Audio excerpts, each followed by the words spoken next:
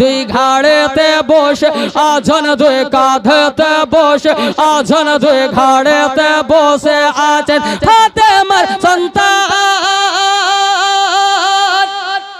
ধীরে ধীরে চলে নবী ঈদগাহ ময়দান, আস্তে আস্তে চলে নবী ঈদগাহ ময়দান।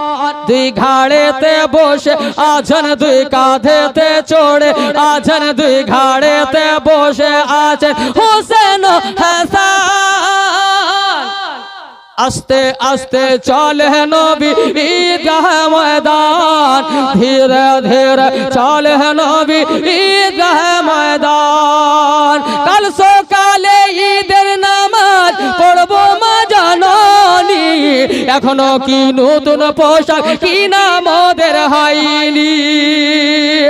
কাল সকালে ঈদের নামাজ পড়বো মা জাননী, এখনো কি নতুন পোশাক কিনা মোদের হয়নি।